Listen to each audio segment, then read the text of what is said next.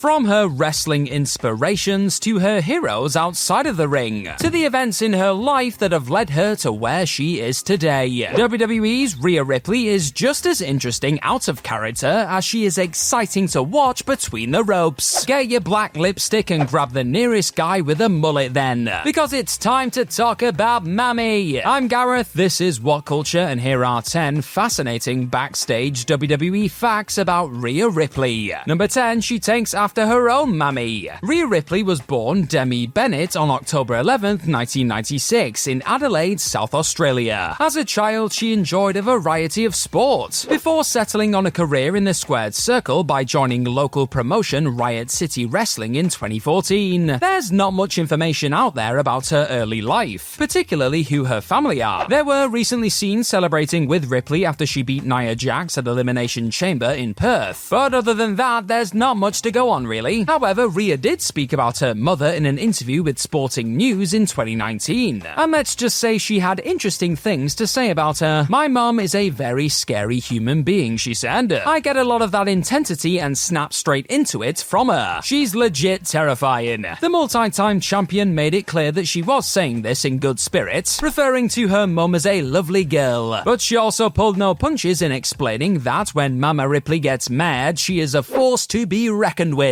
Maybe this is why fans haven't heard much about her. Number 9, a big breakup changed her life. At time of recording, Ripley is currently in a relationship with fellow Aussie and AEW wrestler Buddy Matthews. They've been dating since 2022, and in August 2023, they announced their engagement, which made everyone except Dominic Mysterio very happy. However, like with most people, Rhea's romantic life hasn't always been so peachy. Again, speaking to Sporting News, Ripley revealed that a previous relationship broke down just as she was making a name for herself in WWE. In Ripley's own words, "Before the second Mae Young Classic, I went through a breakup with my partner, who I was with for a few years, and he moved here with me." She explained that this made her very angry with the world, but eventually she used her heartbreak as motivation to progress in her career. "I guess I just stopped caring about what everyone thought because I had so many negative things coming my way. I just started blocking it and was like, I don't care. Then I went out in the Mae Young Classic, the second one, and had that I don't care attitude, and everyone seemed to really get behind it," she said. What a great way of looking at things. But I want to know right now, what has been your favorite WWE Rhea Ripley match so far? Was it her Charlotte Flair war at WrestleMania 39 or something else? You let me know in the comment section down below. Number 8, her unlikely childhood idol. Now this section will make anybody who remembers the Attitude Era feel incredibly old, so apologies in advance. As established, Ripley was born in 1996, so she would have been a young kid during the 2000s. This means that her initial influences were not guys like Stone Cold Steve Austin or The Rock, or even Trish Stratus or Lita. Instead, Rhea cites none other than The Miz as an inspiration. "I absolutely love him," she told Revolver in 2019. "He's so snarky and that's who I want to be. I want to have cool comebacks and get people to listen to me and be invested in me." Thanks to Miz's longevity, he was still working for WWE when Rhea first arrived on the scene. This has led to some awkward backstage encounters between the two. "He's never brought it up with me though, and I'm terrified for that day because I don't know what I'm gonna say," she told the Under the Ring podcast. Hopefully he'd just say she's awesome, right? Number 7, she borrowed her entrance from a metal singer. One look at the Nightmare will tell you that her favorite type of music is probably not cheesy pop. Ripley is a massive fan of heavy metal, having spent her youth listening to bands like Papa Roach, Motionless in White, and of Mice and Men. She carries her metalheadness with her in her ring attire too, which looks like it comes straight out of a Judas Priest video, and even her entrance hints at her preferred genre. For a start, her song is sung by Ash Costello, the lead singer of the band New Year's Day. There's also the big old stomp that Ripley does to set off her pyro, which she admits she borrowed from Suicide Silence frontman Mitch Lucker. "Yeah, it's the Lucker stomp," she told Louder Sound in 2023. "I still have my Mitch Lucker memorial shirt that came out ages ago, and it's still my favorite shirt." Lucker sadly passed away in 2012, an event Ripley describes as horrible in the same interview. The fact that she continues to honor his memory every time she makes an entrance is a testament to how important music is to the superstar, and how dearly she holds the memories of her childhood. Brings a tear to your eye. Number 6, she was banned from having upper body tattoos. Ripley has arguably one of the strongest personal brands in WWE today. Her aesthetic is simple. She's a goth chick who loves thick makeup, black leather, and spikes. It gets gets across her character extremely effectively, and it's part of why she's such a big old star. Another part of the star's look is tattoos. Lots and lots and lots of tattoos. According to various sources, Rhea sports around 20 tats all over her body. However, at one point she was not allowed to get any in a certain place. In an interview given to Talk Sport in 2020, Ripley said that she wasn't permitted to have any tattoos on her upper body. Her orders from the powers that be. Unfortunately for me, WWE isn't clearing my upper body, she said, before explaining that she wore leg pants so she wouldn't have to get the ink on her legs cleared. Hopefully I can convince people to let me get my arm sleeves and other stuff, but we'll see how that goes, she remarked. Thankfully, WWE did soften up on this rule, and now Rhea's body art is there for all to see, and it's pretty badass. Number 5, her and Tony's matching tattoos. Sticking with tats for now, and all of Rhea's have a story to tell, as they were all chosen for their specific significance to the Eradicator. From reminders of her past to nods to her favorite bands, Ripley's ink is all meticulously laid out, including a nod to a friend with who she came up with in the business. Ripley shares a matching tattoo with current AEW wrestler Tony Storm. The design is a set of Roman numerals, which may look random to the untrained eye, but are actually the date of Evolution, WWE's first all-female pay-per-view from 2018. Rhea wrestled in the show's dark match, retaining the NXT UK Women's Championship over Dakota Kai, while Storm beat Io Shirai to win the Mae Young Classic. Ripley and Storm both share October birthdays and were stars of the early days of NXT UK. Ripley also beat Storm to become the brand's inaugural women's champ, only for Tony to then win it from her at TakeOver Blackpool. Interestingly, Storm's recent feud with Deonna Purrazzo also revolved around matching tattoos. Does that mean we're going to see Ripley to AEW rather soon then?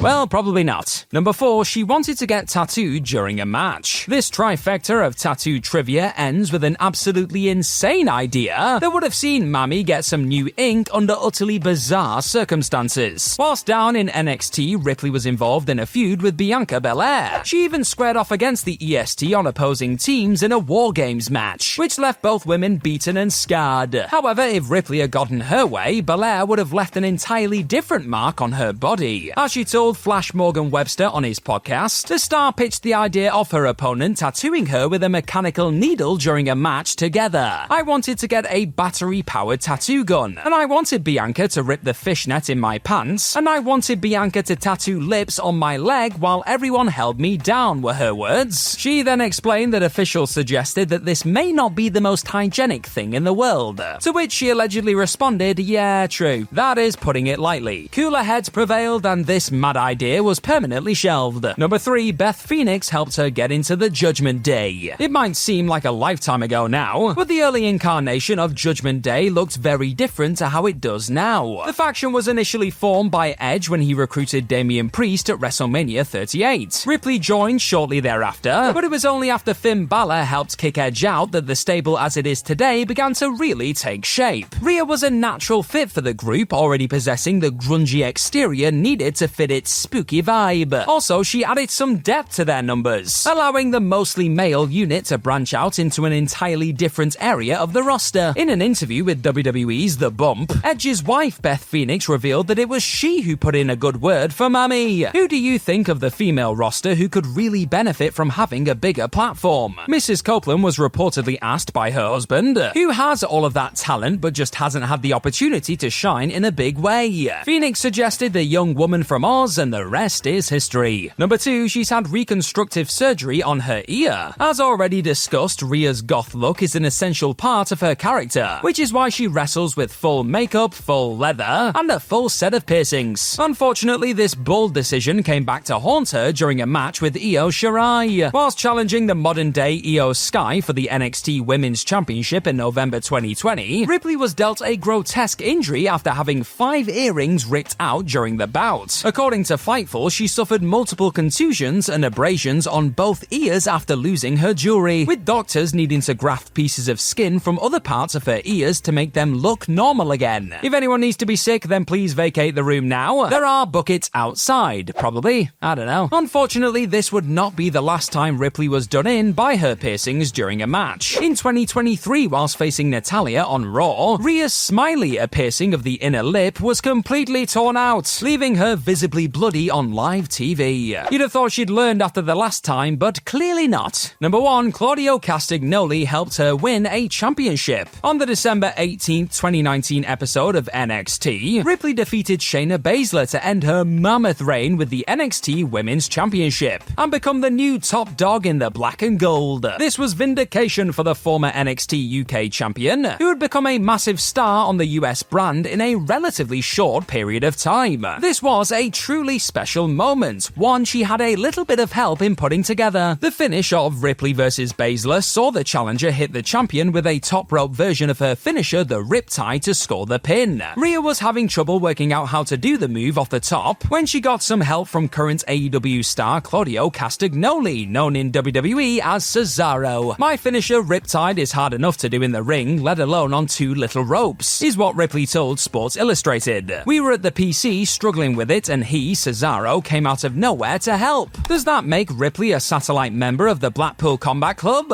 Yep, yes it does, just don't tell Buddy, or Dom, or anyone. Roman Reigns is a Hall of Famer. There's no two ways about it now for me. The head of the table has become all-time, and long may it continue, the dude rules. He is super popular as well, so we should all chatter about him, right? Agreed. So I am Sam from WhatCulture. Please do subscribe. Makes me feel warm and fuzzy in my tum-tum. And this is 10 fascinating backstage facts about the tribal chief. Number 10, he had to apologize to the locker room. That can't have been fun. Happening in 2016, after Roman was suspended following a failed wellness test, I would assume this is when he really grabbed hold of that locker room leader role. Doing things like this goes a long way in wrestling. It was a shocking situation, though, and tied into Reigns losing his WWE title at that year's Money in the Bank. It'd be 30 days before he returned at Battleground, and to this day, we don't really know what he did. I'm not going to speculate here because that's not cool, but owning your mistakes in life is important. Roman even tweeted out a sorry, so he publicly took his licks too. Without this, WWE may not have gone in heavy with the Seth Rollins-Dean Ambrose feud as they did.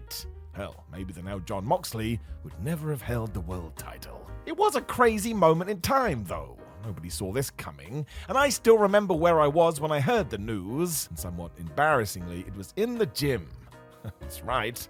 I am a parody. Number 9, The Undertaker thought he should break the streak. So this is the argument that will never die, and I do totally get it. It was a big deal. But at WrestleMania 30, Brock Lesnar ended The Undertaker's unbeaten run to genuine silence. Nobody could believe it. I, for one, support this decision because even though Brock was already a star, what he did following this was ridiculous. I mean, he is still riding those waves today. I'm not sure he has the same run without it. One man that would disagree is Mark Calloway himself, because he has said in many an interview that in hindsight, he would have given the nod to Roman Reigns. Like many of you, the dead man thought Lesnar would be fine anyways, whereas the big dog could have used it as a platform, but look, even when Roman became the second dude to beat the Phenom on the grandest stage of them all, he was booed for 10 minutes straight on Raw. So imagine that without the Lesnar match. Unreal. Ultimately, it doesn't actually matter because it all worked out in the end. The Beast is a legend of the game, as is Roman.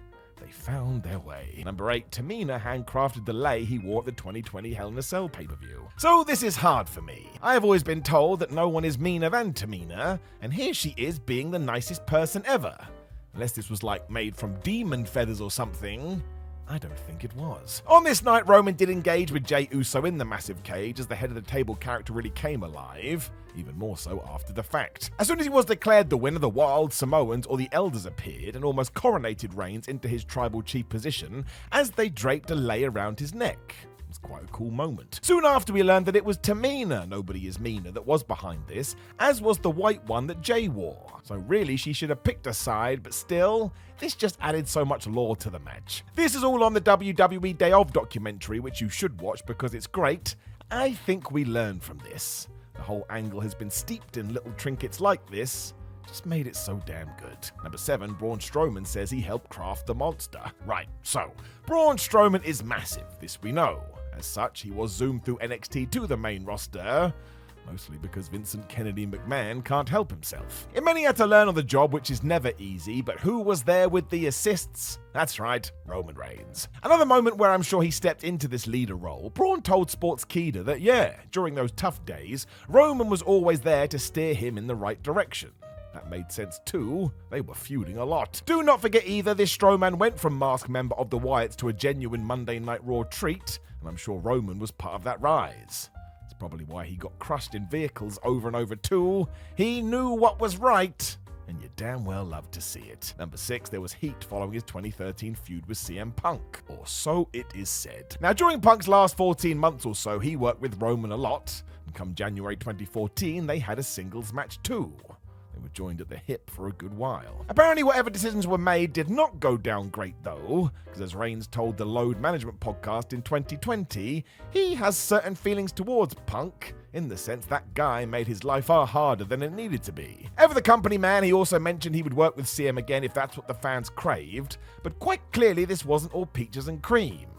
Not like this was an angle either, they weren't in the same company. I think Roman was mad. I doubt he'll speak on it further because there's no need, but number 5 was the same with Randy Orton. So this was much different because at this stage you'd assume the pair are both WWE lifers. We all know Orton has had his ups and downs too, Randy is the first to admit that, and for a while there his style was getting a kicker from the wider audience. They thought he was just resting on his laurels. This did shift over into backstage gossip too, because as the word went, Roman felt like Orton kind of phoned it in during their feud, which didn't help Reigns at all.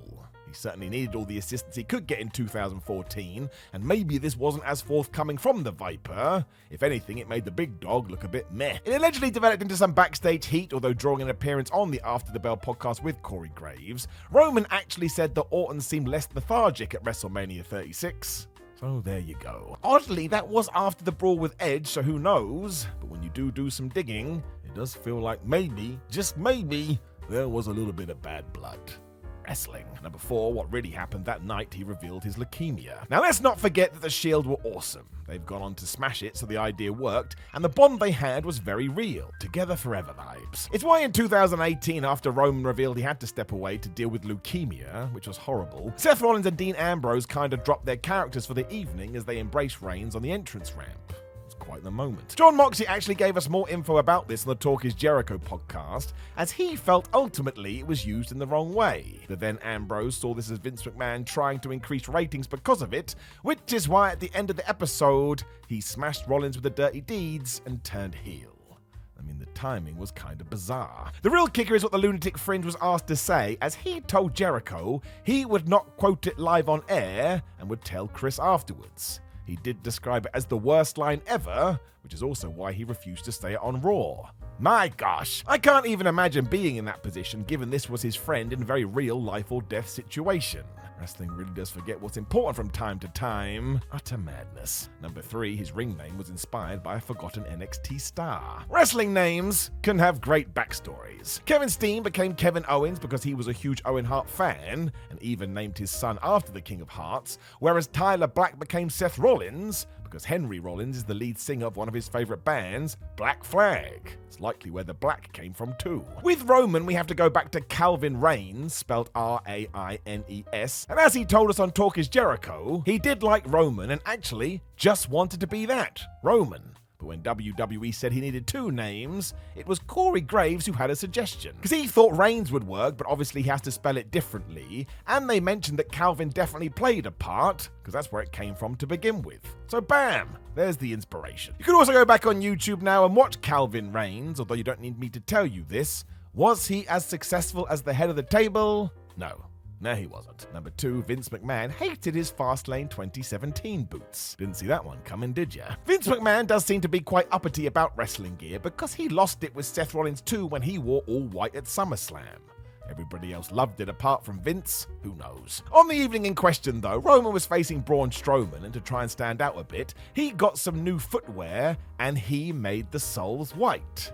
Now you know where this is going. For a while it seemed like it didn't matter, but as Reigns explained to the Not Sam podcast, a few weeks afterwards a certain important human didn't like this at all, and I wonder who that could be. It's important to note Roman never said McMahon's name, but come on now, and I just don't get it. White is a good colour, it looks cool, and now nobody is allowed to wear it, even though it stands out and feels special. Thanks a lot, Vince. This one don't make any sense. Number 1, he has issues with Enzo Amore. Apparently. Always got to throw that word in there. Now, it's fair to say Enzo did wind a lot of people up behind the scenes in WWE, as these stories are everywhere. Feels like what you see is what you get, and when you're on the road and that sort of energy walks in, Yeah, I can see it. If we go back to 2018, however, this is said to have gone out of hand because he annoyed Roman Reigns so much, the head of the table had him kicked off the tour bus. Sheesh. Amore called these nothing more than rumors when he appeared on Corey Graves' podcast, but then later on Corey himself confirmed it, so who the hell knows? And what the hell did he do? Graves did enlighten us a little bit, as it was said Enzo was loudly boasting he spent his time partying with music superstar The Weeknd. And actually, there's more. Because referee Mike Chioda told JBL on his show that Amore was told to leave the locker room by Roman on a different occasion because Enzo was just doing stupid stuff. Huh. Chioda went as far as to describe it as disrespecting the boys. So man, we need more. And yet we're never gonna get it. If I were to guess though, I think it may very well be true. Think you know absolutely everything there is to know about The Undertaker? Well, think again. A life as lived as the dead man's is always sure to have some hair-raising tales. And for the Phenom, a character who terrified countless young wrestling fans during his years under the guise, those scares come from the most unlikely of places. Taker's backstage facts will both amaze and leave you speechless, folks. So let's get to it, because I am Gareth, this is WhatCulture Wrestling, and here are 10 fascinating WWE backstage facts about The Undertaker. Number 10, he wrestled Kane elsewhere before their first WWE match. The Undertaker was one of the first in the then WWF to see something in Glenn Jacobs. On the 4th of August 1995, Taker even toured down to Smoky Mountain Wrestling for Jim Cornette's Super Bowl of Wrestling show, and worked opposite Unabomber in a featured bout. That proved to be a life-altering occasion for Jacobs. It told The Undertaker one thing: this Unabomber could be a future Federation opponent. The dead man was so impressed by Glenn that Vince McMahon ended up booking the new monster on a run of house shows later that year. Jacobs debuted as Jerry Lawler's mean dentist Isaac Yankem, and his WWF career was off to the races. That might not have happened had Taker not put in such a good word. Years later, Yankem morphed into Kane and had one of the most memorable feuds in WWE history versus his kayfabe brother. And it's fascinating to think that this all kicked off on a Smoky Mountain card Taker was only guesting on during a bleak period for his iconic gimmick. Is Kane Taker's biggest and bestest rival of all time? Well, if he's not, you tell me who is in the comment section down below. Number 9, the American Badass arrived sooner than you think. Late 1999 was another quote-unquote bleak period for Taker. Fans tuning in to certain episodes of Raw witnessed him droning on and on and on and on about riding motorcycles in the desert with Big Show or something. Around that same time, the iconic stalwart began making shoot-style comments during promos and on guest commentary. It was all decidedly very un-Undertaker. Clearly growing bored of his outlandish gimmick, Taker toned down the supernatural and demonic characteristics he'd been showing since 1990. That started in the summer of 99. Then he vanished from screens in September for a much-needed break. Once the dead man returned in May 2000, the American Badass biker years began. In truth, the template for that character started before The Undertaker took time off to heal up injuries and contemplate his future. He was under huge pressure at the time, and even admitted via YouTube that many behind the curtain tried to talk him out of repackaging his persona. But the dead man does what he wants. Number 8, Taker is afraid of cucumbers. This might be common knowledge amongst wrestling fans by now, but it's still bloody hilarious. Apparently, one of WWE's most feared creations gets rather anxious around their humble cucumber. Several peers have gone on record to say Taker just does not like them. If only famous foes like Mick Foley, Steve Austin, and Kurt Angle had known that, would have definitely made things interesting. The Undertaker himself has claimed that he isn't outright scared of cucumbers.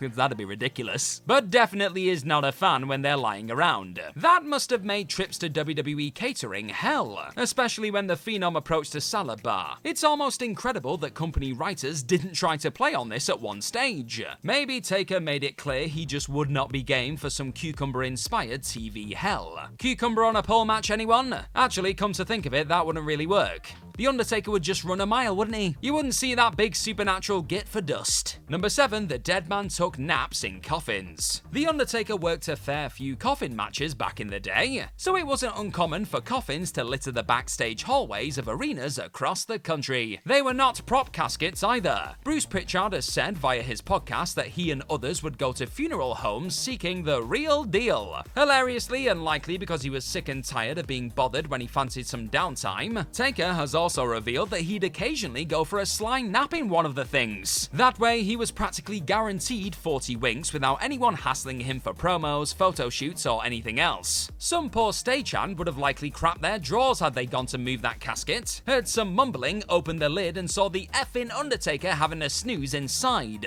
Who knows how many times the guy did this, but it definitely happened more than once on the road. Talk about staying in character, and he could finally rest in peace. Number 6, WCW told him he'd never draw money. Prepare to have your mind blown, folks. Pre-Undertaker, Mark Calloway worked in WCW as Mean Mark Callis. It was a generic name, but everyone has to start somewhere, right? Could have been worse, the dude could have been called Bugger Red or something drastically awful like that. Alright, yeah, those were the days. Seriously though, Callis was considered a bit of a prospect in the late 1980s, at least by some. Ole Anderson was not one of those people. He outright told a future great that he'd never draw a dime in the pro wrestling business. It was a shattering comment from someone in a position of power, and it made Calloway realize that his days were numbered in WCW. The WWF had come knocking by that point anyway. Obviously, nobody knew for sure what epicness was coming next in 1990, but Ole looked like a total fool for shooting down a guy who'd become one of Vince McMahon's most prized workers for the next 30-ish years. Let's just say Taker drew several dimes after that. Cheers for watching this video today. Hit that subscribe button down below for more What Culture lists and so much more in your life. Number 5, that weird time he almost left WWE.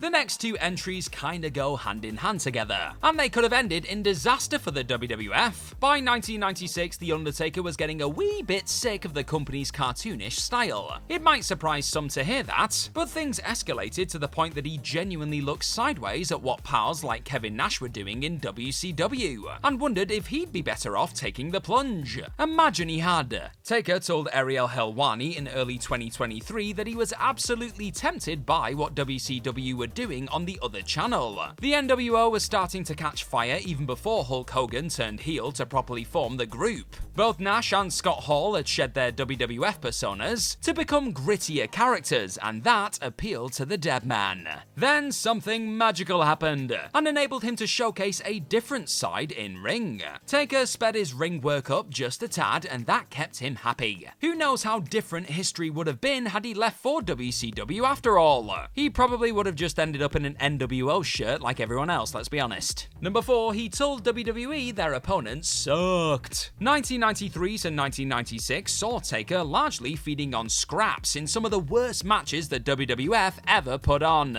He was tasked with pulling something or anything out of lumbering sorts like Giant Gonzalez, King Kong Bundy, and Mabel. Unsurprisingly, the guy wondered if this was some sort of sick joke that gave management a giggle. He told Bruce Pritchard, one of Vince McMahon's closest lieutenants, that their booking flat out sucked. Pritchard has spoken about this on his podcast more than once, and freely admits that his pal was less than pleased by the way he was constantly landed with cumbersome monsters who were either green as grass or over the hill. It's no wonder he contemplated a change of scenery by 96. In essence, the arrival of Mick Foley saved Taker's sanity and made him realize that WWF was best for him after all. The legend just couldn't stomach more rivalries against McMahon's slow-moving, often clumsy giants, and nobody can really blame him for that. Number 3, Vince McMahon banned him from strip clubs. Kevin Nash once said on his Click This show that Vince McMahon pulled both he and Taker into his office one day to give them some news. Both were henceforth banned from attending strip clubs on the road.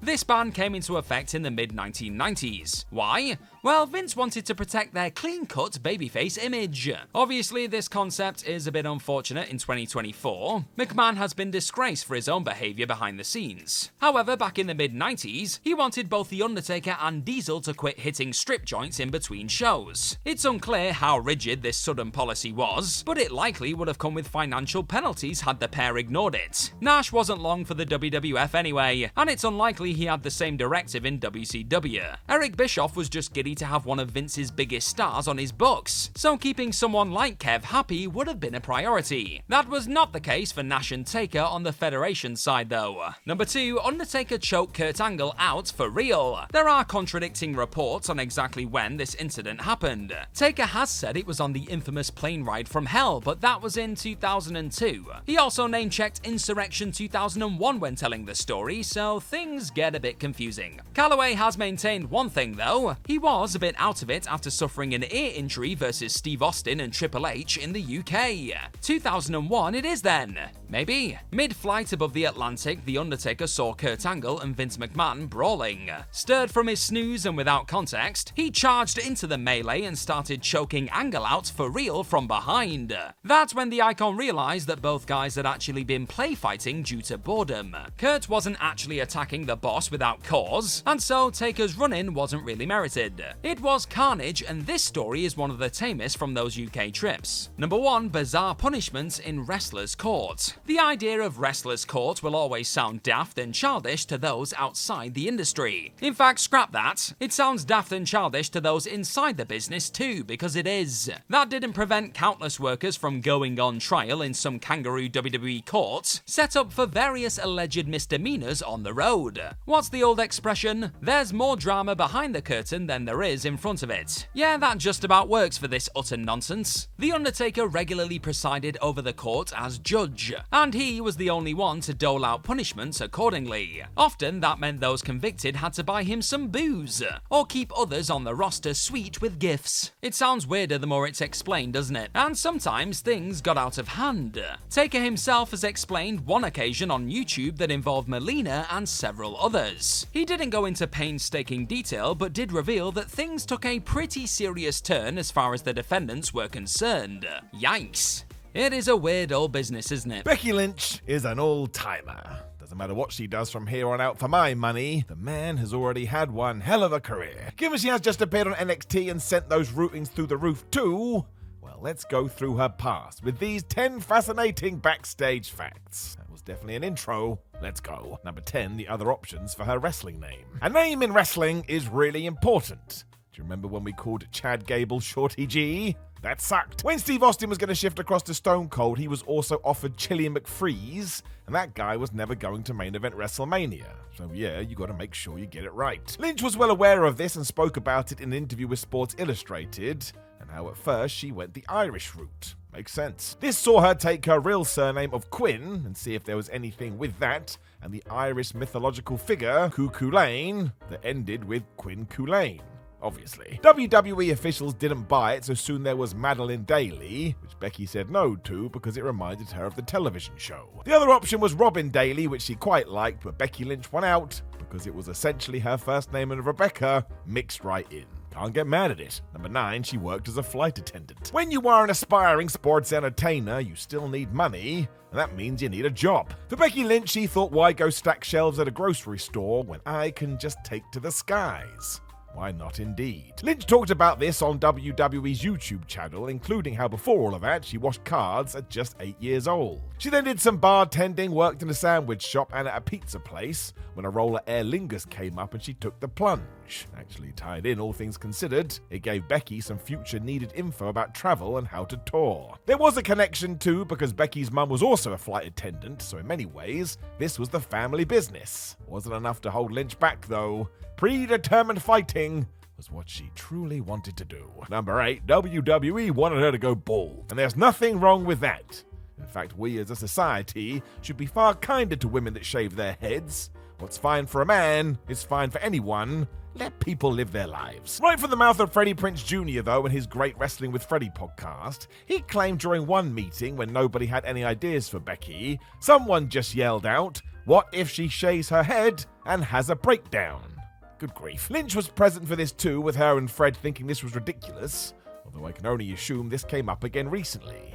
Look at Shotzi. Now, to be fair, she's run with that and then some, but again, if somebody wants to go bald, they can just choose to go bald. You don't have to say that they also have some crazy meltdown on top of it. Number 7, she has a shockingly simple cheat meal. That is right. We all want to throw the diet out the window every now and then, and when I do it, I go for pizza. Cheese on toast is the way for me. Sheamus loves talking about this stuff too on his Celtic Warrior Workouts YouTube channel, where he asks wrestlers exactly this. What food do you crave that must enter your mouth once a week? While most go for burgers or nachos, Becky's is far easier. She just wants some toast. That's right. I mean, Lynch also mentioned donuts, but even that is second to warmed up bread. This made me so happy. It is the best answer ever. I'm not sure she said what she has on top of said toast, so I would like to know. That's mostly because I'm a weird guy. Number 6, she was a stunt performer on the TV show Vikings. Wrestlers in Hollywood is nothing new, especially today. The Rock, John Cena, and Batista have totally rewritten that story, and now it's commonplace right down to some talent appearing as stunt people. In 2013, Becky Lynch did this as she was indeed a double on an episode entitled A King's Ransom from Season 1 of Vikings. You can easily see her in one of the battle scenes too. She's growling, looking all mad. She's ready to fight. Becky kind of opened the door for the future too, as Edge got a recurring role in Season 5 and 6, and do not forget, Lynch didn't get into the WWE until 2014, so she got this role before she got that gig, smashing it. Her most prominent performance since that has to be Cyndi Lauper on Dwayne Johnson's show Young Rock, and she was good in that too. So when it's time to hang up the boots, I think we know what Becky may go and do. Number 5, she was nearly fired, even before she debuted in NXT. Whoops. This would have truly been one of the biggest mistakes in WWE history, but after being signed following that 2014 tryout, it was a tough road for Becky as some higher-ups just didn't see it. According to a report from CBS News, it all came down to this and that infamous it factor. To be fair, even Lynch admits at first she struggled to find her confidence, which tied in, and as such, low esteem was on the menu. Thankfully, somebody saw sense and didn't go through with this. While she did debut with that awful Irish dancing gimmick, Bex turned that around to become one of the most influential stars of the modern era. I don't know about you, but that is pretty good. Number 4, she was super happy when a kid roasted Sami Zayn. Let us go back to May 2019 and that very weird segment where WWE put Sami Zayn in some sort of death chair and made him answer questions. It was so bizarre. This was when Sam broke the internet by mentioning AEW, but outside of that, he also had an altercation with a child. Because of course he did. Named Izzy, she wanted to know if Zayn missed his Ginger Snaps tag team he had formed with Becky Lynch during the Mixed Match Challenge. And as we have got here, WWE, could you please bring back the Mixed Match Challenge? When Sammy asked if she meant Becky, Izzy responded with a very timely, well, duh, which must have hit a note with Lynch, because she went to work. As discussed on the On the Moment show with Brian Koppelman, Becky revealed that she had hunted down Izzy after the show and gifted her with a t-shirt for speaking her mind. She was also pleased that she didn't take any crap from a certain WWE superstar. Number 3, she retired in 2006. Yep. Think of that. Now don't forget this was 8 years before she got signed with WWE, so she really has been through it all. As ever, it was due to injuries. The best way I think wrestlers have ever described it is that most work hurt, but you can't work injured. And sadly, Lynch found this out the hard way. Because while wrestling in Germany in 2006, Lynch suffered a massive blow to the head that just wrecked her health. This was one of those serious concussions long before the wider world was talking about them, and when it started to affect her vision, she was done. Just 19 years old, Becky hung up her boots. Lynch chatted about this with ESPN and described it as basically like death, because that's how much she wanted it. Thankfully, she was able to come out the other side and went back to chasing the dream. I don't know about you, but I think she did alright. Number 2, she was once Paige's manager. Or Saraya, take your pick. We are, of course, talking about Brittany Knight, whose family comes right out of the UK, especially Norwich. They've got that plot of land locked up. In 2011, the then Rebecca Knox had returned to the promotion Shimmer as a manager when she took charge of the future Paige and her mum, Saraya. Yep, that's her real name. This is going to get so damn confusing. The trio only appeared a few times, but there's plenty of video you can see, and they just seem to be having the best of fun. It was also a look to the future because after they made it to WWE, they were joined together again and became the Submission Society. That name got changed fast. Google is your friend. It also underlines how much Lynch wanted to be involved in wrestling, as even if she couldn't fight, she was going to manage. No wonder it all worked out. Number 1, she trained to be a clown. Homer Simpson would be proud. Once again happening after her enforced retirement, Becky clearly wanted to perform in some sense, so turned her attentions to being a clown. Why not? It began when she returned to college and studied acting, before, I suppose, being inspired by Bozo. Revealing all on the Talk is Jericho podcast, Lynch said the best part of wrestling for her was being foolish, so that's when she went and learned how to be an actual clown. The results were surprising, because she soon realized it's more than just makeup and juggling. There's a certain amount of acting that goes into it too. It does mean that there's an alternative dimension where Becky Lynch is the world's greatest clown, but hey, she has to move away from predetermined fighting at some point, so I say, let us dare to dream. An objectively great performer in his heyday, notorious backstage politician, pivotal cog in WWE's corporate machine, and the architect of the company's bright future. Triple H has been all these things and more, and after 30 years in the wrestling business, his career is crammed with great stories. You can't stay in this industry for this long without certain behind-the-scenes details going public.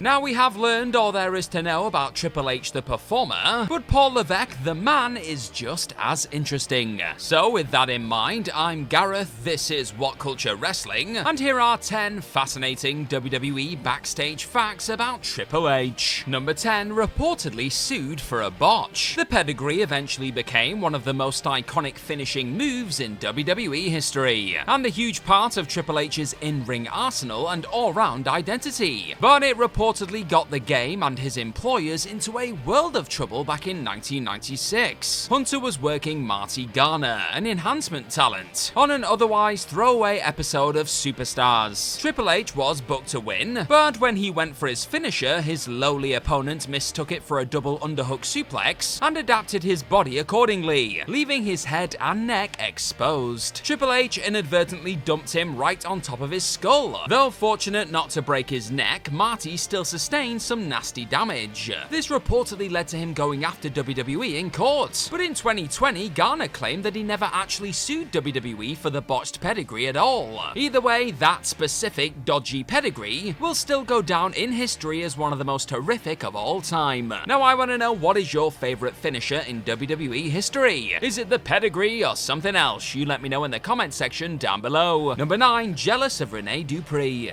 Triple H is a 14-time world champion, a WWE Hall of Famer with D-Generation X, and current head of WWE Creative. He's doing okay. The idea that he'd be jealous of anyone, let alone a lowly mid-carder best known for hanging out with former underwear model Sylvain Grenier in the mid-aughts, sounds ridiculous to be honest. But this story paints the game greener than an envious Grinch. According to Rene Dupree on a 2016 podcast appearance, the French-Canadian was asked to pay the company seamstresses a visit early in his career, as WWE wanted to revamp his look with a fresh new outfit. They took his measurements, and that's when things went south. According to the former La Resistance man, the outfitters were aghast when they found out his chest and biceps were bigger than Hunter's, and as per an official company directive, they marked them down a couple of inches so that the game wouldn't be outdone. The story should be taken with a pinch of cynicism, but Dupree's trainer Rip Rogers has since backed him up, claiming that this practice was the norm with Triple H, whose fragile ego apparently knew no bounds. Number 8, nixing Kurt and Stephanie. The Triple H, Kurt Angle, Stephanie McMahon love triangle story that took place in the summer of 2000 was originally supposed to end with the billion-dollar princess leaving her husband for the Olympian, but it never came to pass. The story goes that Angle and Steph would have stayed heel, ending up as the company's new power couple, at least temporarily, with the game turning face to war with the duo. Though already one of the company's biggest stars, this would have taken the Olympic hero to the next level. Unfortunately for him though, the plans were scrapped, and the story concluded with 3 consecutive pay-per-view losses for Kurt. Why?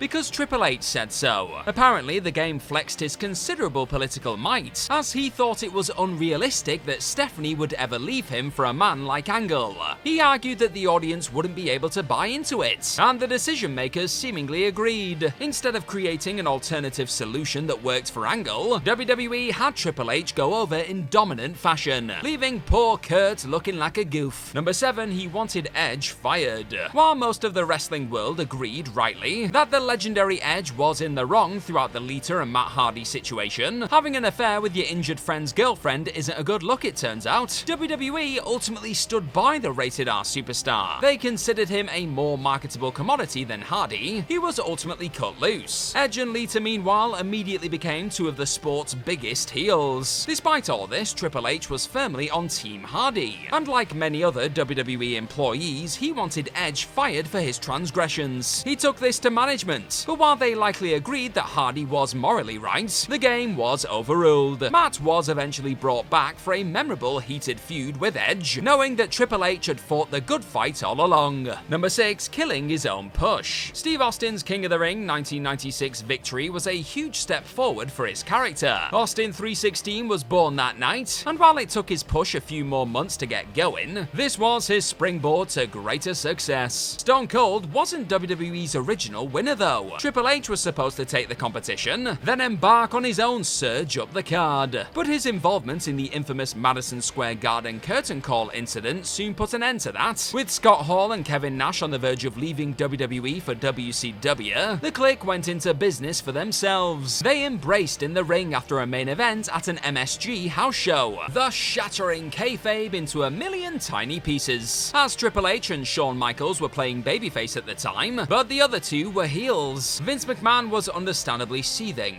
He couldn't punish the departing Hall and Nash, however, and Michaels was his golden boy, so Triple H took the brunt. His King of the Ring plans were scuppered, and he was sent to the Intercontinental title division. What a punishment. He eventually became a major star, of course, but he was made to wait another year before winning King of the Ring. Thanks for checking out this video today, folks. Hit that subscribe button down below for more WhatCulture Wrestling videos in this new Paul Levesque era. Number 5, asking Undertaker's permission. Triple H and Stephanie McMahon's coming together was always controversial. Not only did it lead to the perception that the game was dating his way to the top, but it reportedly started as an affair while he was still seeing China. Prior to dating Steph, Hunter was paranoid about what his colleagues would say if it was made public that he and the boss's daughter were courting. This led to him seeking advice from The Undertaker, who was already the company's designated locker room leader, and a go-to guy for anyone unsure of a big career decision. Taker apparently asserted that Triple H and Stephanie's business was no one's but their own, and while he warned that some people would always hold their relationship against them, he encouraged Hunter to go for it. Years later, the dead man served as a groomsman at the happy couple's wedding, having played a big role in their initial courtship. Number 4, protecting his image. A man of indomitable vanity, Triple H was always conscious of how his on-screen character was perceived by the audience, with this tale providing one of the most over-the-top examples. During the promotional run ahead of the SmackDown vs. Raw 2009 video game release, publishers THQ were given a strict directive on how certain wrestlers should be presented. With regards to Triple H, they were forbidden from using any footage or stills that depicted the game getting beaten up, or in any other kind of weakened state, taking the idea of protecting a top star to ridiculous extremes. Granted, Hunter was WWE champion at the time, but the move reeks of insecurity. It's so extra it makes you wonder whether or not the company legitimately understand that what happens in a PlayStation game is not canon. The story appears to be legitimate too, as it was reported by several UK wrestling magazines at the time, who were themselves told not to show Triple H in such states, though WWE choosing this issue to be so zealous over painted a worse picture than any pixelated beatdown ever could. How dumb. Number 3, WCW didn't rate him. While Triple H's blue blood gimmick portrayed him as somebody preordained for greatness, and WWE identified him as a pushable commodity from the moment he walked into the company, his first major employers had a different view of the game's long-term potential. WCW did not value Jean-Paul Levesque at all. After debuting as the god-awful Terror Rising, he formed a lowly tag team with Lord Steven Regal, though his snooty character offered little upward momentum. Hunter wasn't happy with this. He went to management in January 1995, asked for a bigger push, but was quickly laughed off. The joke was on Ted Turner's company in the end. WWE snatched him away from WCW soon after this, and thus began the rise of one of their greatest modern stars, who cut his teeth as Hunter Hearst Helmsley before reinventing himself with D-Generation X, becoming a certified main event heel.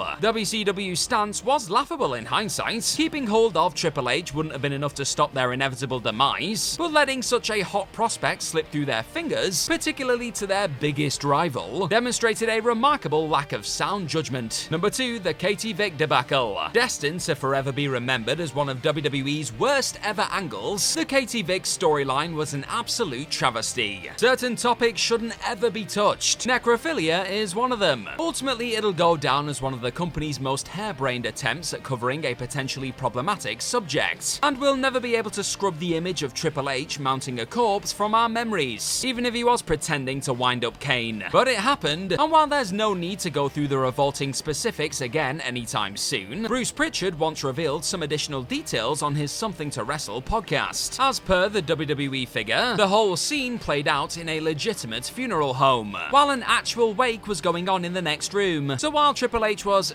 quote-unquote, screwing the body's brains out, people were saying goodbye to a loved one through the next wall. Now Pritchard tends to exaggerate, but if true, this is disrespectful in the extreme, particularly as they were reportedly told to quieten down when the carnal sounds drifted into the next room. Grim stuff. Number 1, sowing screwjob seeds. As the single most infamous moment in WWE history, the Montreal Screwjob is a deep, murky tale that has been recounted thousands of times from thousands of different points of view. Thus, it's often difficult to separate fact from fiction when it comes to what went on behind the scenes. Almost everybody has a different version of events, but one thing that's generally accepted by most sides is that Triple H, not Shawn Michaels or Vince McMahon, came up with the framework. As per HBK in his book Heartbreak and Triumph, the game was the first to suggest a Survivor Series screwjob, stating F Bret Hart, if he doesn't want to do business with us, we'll do business for him. A plan was hatched soon after, but Triple H's influence spread further than that. He apparently came up with the specific spot that sent the humiliated Hart packing to WCW, when his match with Michaels was called off as he was trapped in his own sharpshooter hold,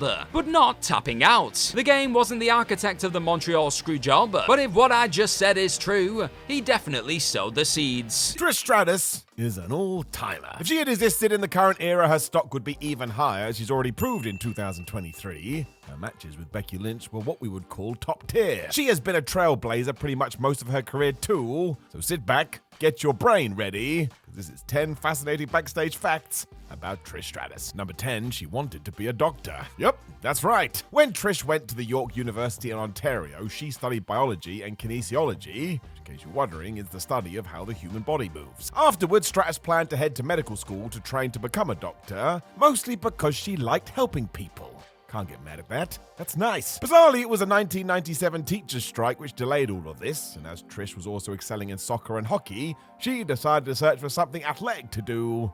And you know the rest. It did begin with fitness modeling, and before long she was a WWE superstar. So yeah, Trish Stratus has been smashing it for a long time. Number 9, she used to host a wrestling radio show. So there is this weird idea out there that Trish wasn't into wrestling and just saw it as a way to make her fame and fortune. I do want to point out there's nothing wrong with that, but with Stratus, it's just not accurate. Because not only has she cited the likes of Hulk Hogan, Randy Savage, and Bret Hart as some of her childhood favorites, but before signing with WWE, she was a regular on famed radio show Live Audio Wrestling. Trish was on it all the time throughout 1999, and this was a well-regarded program.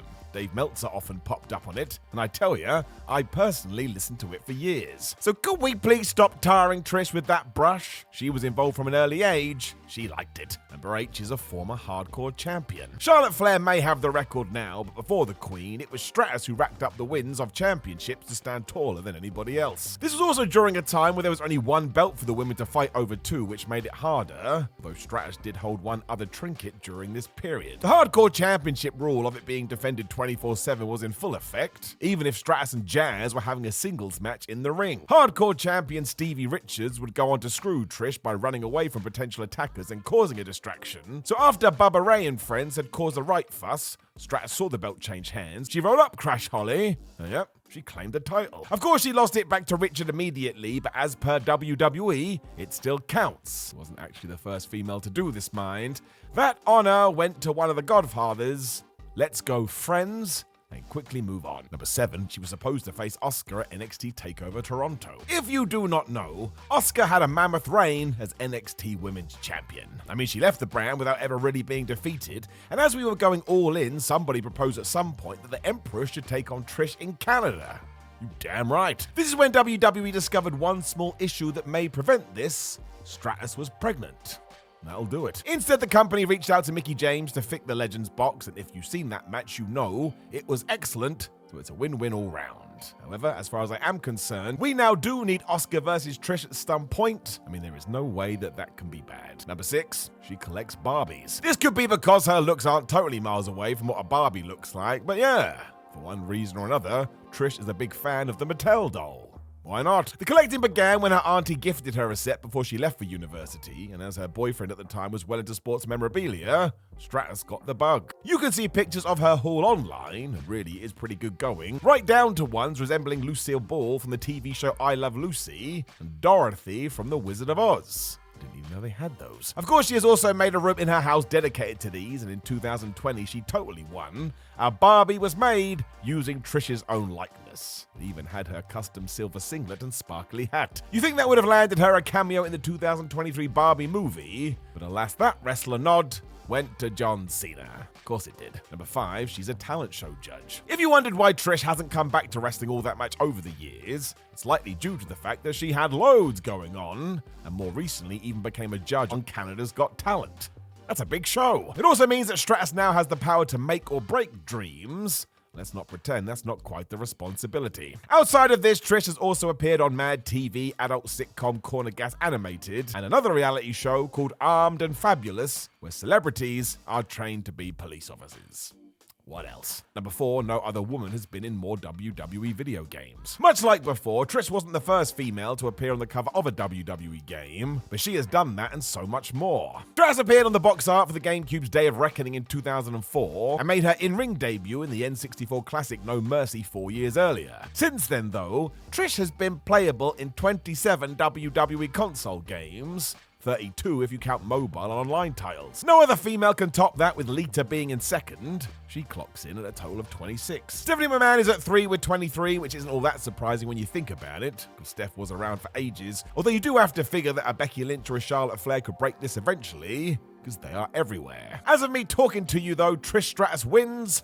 Good for her. Number 3, she's never wrestled outside of WWE. Another obvious stat when you think about it, but also one that makes you think twice. Thank you, Celine Dion. It means even more so than a John Cena or an Undertaker, she is a WWE lifer, because you can see those guys in Smoky Mountain Wrestling or WCW, but when it comes to Stratus, she picked her home and bam, that was that. Her in-ring debut came in July 2000, where she teamed with Test and Albert to face the Hardy Boys and Lita, with her first singles match coming a month later, when she went after Lita again. And sure, that only lasted 90 seconds, but see the Attitude Era, and after retiring at No Mercy 2006 before her big comeback, she was never even tempted to wrestle anywhere else. Trish never even appeared in WWE's version of ECW, she was so dedicated. Maybe she just watched the thing. You'll also be genuinely hard-pushed to find other wrestlers that can stand side by side with her in such a regard. I mean, that is going to be a very short list. Number 2, she's one of the youngest Hall of Famers. In 2013, Trish was indeed inducted into the WWE Hall of Fame alongside Booker T, Mick Foley, Bob Backlund, Bruno Sammartino, and Donald Trump. What a lineup. As this did happen in April, it meant Stratus was only 37 years old, which also reminds you how early she hung up the boots. No wonder she has more to give. Back then as well, she was in the youngest slot, but come 2017, Trish was usurped as Beth Phoenix got in at 36 years old. So there's somebody else who absolutely could come back for a mega run. You still can't argue that Trish shouldn't be in here, however. She absolutely should. What she did for the women's division back in the day should never be forgotten. Number 1, she's known her husband since high school. So as many fans tell Trish on a daily basis, she was one of their earliest crushes. It makes sense. It's not like she's an unattractive woman, is she? While I'm sure Stratus could have had her pick of most humans then, especially during the peak of her wrestling career, the opposite is actually true, simply because she's known her husband for a long old time. Together since they were teenagers, Stratus got with Rob Fischio in 1992 before they got married in 2006. It's a strong relationship too. The wrestling road schedule is notoriously hard, and they made it work. They are still wed today with 2 children to boot, and that's what you love to hear. Long may it continue, as there is hope for us all. Stone Cold Steve Austin is arguably the most successful wrestler of all time. If you were around for his 1998 to 2002 run, you know it was like nothing else. It's why we all still watch Stone Cold pop compilations on YouTube. It's amazing. So you would think that everything that needs to be said about the rattlesnake has been said, but to that I say, challenge accepted. So I am Simon from WhatCulture. Please do subscribe, and thanks for tuning in. And this is 10 fascinating WWE backstage facts about the Bionic Redneck. Number 10, Bruce Willis inspired his bald head. Well, that and Mother Nature. Let's be honest here. Now, people still like to question whether Steve Austin would have been as successful if he had kept his long blonde hair, because the shave look just added to his menacing ways. I mean, it made him feel like a badass. Speaking on his podcast, though, back in the day, when Steve realized his hairline wasn't long for this world, he saw Bruce Willis's Pulp Fiction character, Butch Coolidge, and thought, well, he's pulling it off. Why can't I? That is why, if you do search for Stone Cold at the start of this run, it's more of a buzz cut than full-on baldness, when one day he grabbed a razor and just brought it down to 0. But do you want to know the main reason? Well, as Austin said on Up, Up, Down, Down, he thought with the little bit of fluff, he looked like a ragamuffin. Okay then. Number 9, he said nope to Mark Merrow because of the Sable Bomb. What a world. Now, it is fair to say that Steve Austin took his character very seriously, which is one reason he made it to the top. There is no mucking around with the rattlesnake. So when WWE officials said they'd like him to do a program with Mark Merrow, Stone Cold said no. And why? Well, yeah, because his wife Sable had given him the bomb of power. It's kind of unfair because Miro was such a pro, he sold the move in order to get the needed reaction from the crowd, but from Steve's perspective, it meant they couldn't do business as it would make him look weak. Do with that what you will. You may recall a time where the paths of Austin and Sable crossed backstage. This was due to the fact Vince McMahon wanted to do a love angle between these two, and Steve said, no, I don't want to do that either. Stone Cold doesn't do romance. So at least he was consistent. Number 8, he once got stuck in the shower trying to moonwalk. If you've never listened to Steve Austin podcast, you should for stories like this. Post his pro wrestling career though, he did dabble in acting and TV. One day he was on set having a shower, as you do, otherwise you're going to smell. He was listening to songs off his iPhone, and when Michael Jackson came on, the former world champion thought, hey, why don't I do a moonwalk? He was having a good time. It didn't go well, however, as after a few steps he fell over and got stuck in the shower, and as he went down, the sponge he was using to clean himself went up his ass. It gets better as Steve realized he had actually trapped himself, so had to dial 911 and get the fire department out to help him. I mean, can you imagine that scene? It's totally bonkers. Austin being Austin finished this tale by saying at least his rectum was super clean, though now you know this, you will never ever forget it. Number 7, the name Stone Cold was related to tea. This is quite a famous tale, but as I chatted to somebody the other day that didn't know, I thought we should talk about it here too. But yeah, after everybody realized the ringmaster was an awful gimmick, Austin began to work on a new character when he saw serial killer Richard Klinsky on TV. The dude was so emotionless, Steve thought there was something in this. Around the same time, he was married to English lady Jeannie Clark, and during one of his pondering sessions, she brought him a cup of tea. Austin was so lost in thought, Jeannie told him to drink it before it became stone cold, and bam! The light bulb went off, and it was Clark who said, you should use that. The true highlight is what the WWE creative team came up with during this interim period, including Chili McFreeze and Fang McFrost. You have no idea how sad I am we never got Chili McFreeze Steve Austin. Somebody really needs to get this sorted. Number 6, Dr. Death was the reason he became Steve Austin. That's right, because if you know your history, you know Dr. Death's full name was Dr. Death Steve Williams. So even though Steve Williams was Steve Williams, he couldn't be Steve Williams. What? This did become a problem when the future Stone Cold got onto bigger shows because Dr. Death was so well established, we couldn't have a dude with the same name. This was dropped on our Steve last second, which is when Dutch Mantell, who was helping run things, just told him, well look, if you've got nothing else, you're gonna be Steve Austin. Naturally there was pushback because this was based on the $6 Million Man, but by then, it was too late. Stunning Steve was announced as Stunning Steve Austin, because he soon started to get some momentum, there was no going back. I think we can safely say it worked out, though, even if we did also dub him from Austin, Texas. I mean, that is the most wrestling thing ever. Number 5, Austin and Mick Foley loved to wind up DDP. Practical jokes were just a nice way of passing the time. Well, occasionally, figures like Mr. Fuji went well too far. Thankfully, Mick Foley's and Steve Austin's approach to this was far more jovial, and as they used to travel with DDP, they decided a great form of entertainment was trying to make Diamond Dallas Page break. How did they do this? cookies. Foley has told this story over and over and how during one WCW tour, him and Steve came up with the plan. As Paige loved to walk around the hotel room they shared naked and wouldn't listen to reason, they filled his bed sheets with cookies to see how his unclothed body liked that. So that's what they did. Dallas soon realized what was up when he got back from the shower and probably got super annoyed, even more so when his frustration was met by howls of laughter from these two. I mean, I kinda love it. It's all water under the bridge now and they all speak about it with smiles on their faces, but DDP was so mad back then, he was definitely ready to bust out some diamond cuz. Number 4, he hates his WrestleMania match with Shawn Michaels. WrestleMania 14 is arguably the crowning moment of Stone Cold Steve Austin's career, at least up to that point, because he became the WWF champion. When it comes to Steve himself, though, he didn't like it. When it came to bell, he thought both could have done better. There are, of course, extenuating circumstances here, as the Heartbreak Kid could barely walk at the stage due to his back issues. So actually just making it to the ring was pretty darn impressive. He even gave it a 2 out of 5 rating, so he knows the deal, and a major down from the Rattlesnake was Mike Tyson's quick count.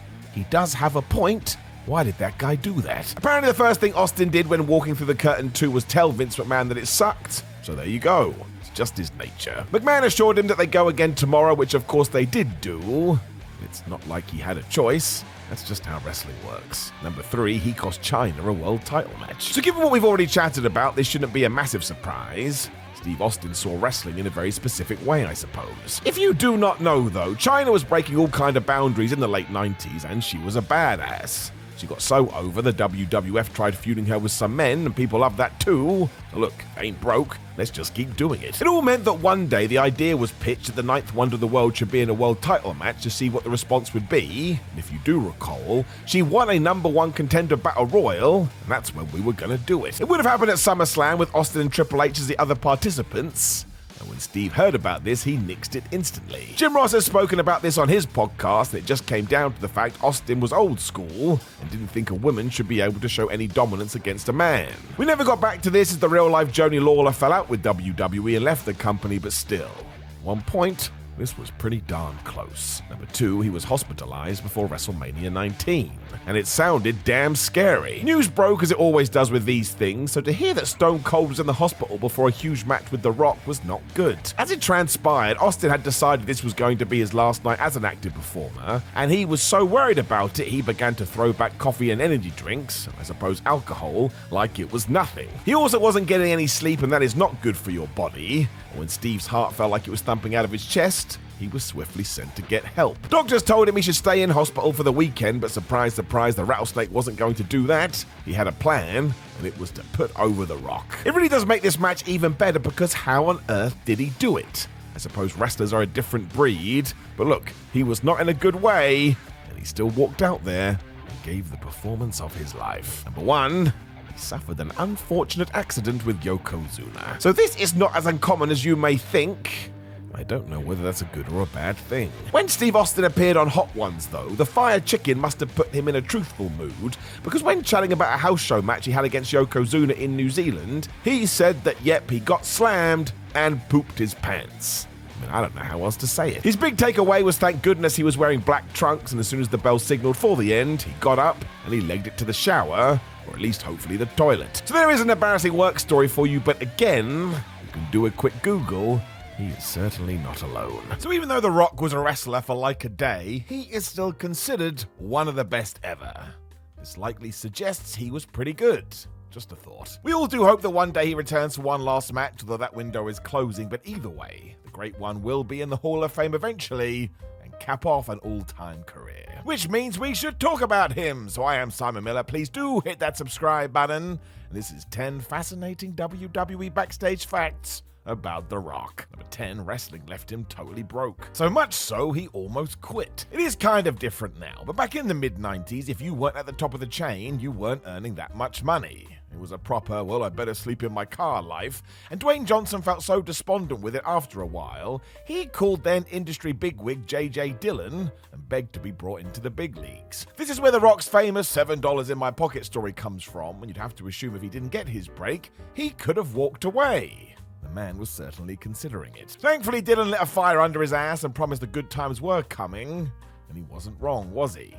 Goes to show how many other legendary figures we may have lost along the way too. You do have to be able to eat. Number 9, he refused to work with Shawn Michaels. Or so it is said, but look, did they ever wrestle? No, they did not. The real interesting part of this story is that The Rock worked with everyone. Didn't really care if he lost either, because he knew if he got a microphone the following week, he could get himself back over. It was pretty damn refreshing, to be honest. A nice contrast to all that, well, it doesn't work for me, brother. It's why most assumed eventually we would get The Rock versus Shawn Michaels, as that was a top-tier match. Even Chris Jericho has weighed in on this. The rumors are that back in the day, HBK had gone out of his way to stop any sort of push for Dwayne Johnson, and that maybe there was a situation in Hawaii with The Rock's family, even before the man himself had broken into the business. More recently, both have been very complimentary of each other, so this feels like water under the bridge. And even in a recent interview, Michaels was all like, look, I used to be a little bit of a dick, and I'm sorry. There does seem to be a little bit of smoke and fire to this one, however.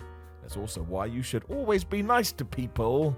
You just never know. Number 8, his original name was Flex Kavana. So we do laugh, but let's face it, if he was brought into NXT right now, that would be his name. It's the most NXT thing ever. As we're here, I want to point out that if I ever get into the system, I would like to be Derek Manpower, so please leave that one free. But there was a reason for this. The Rock wanted to be his own man. This is due to the fact he was a third-generation wrestler and had father Rocky Johnson and grandfather Peter Maivia before him. So however he could stay away from that, the better. This is why we chose Flex Kavana.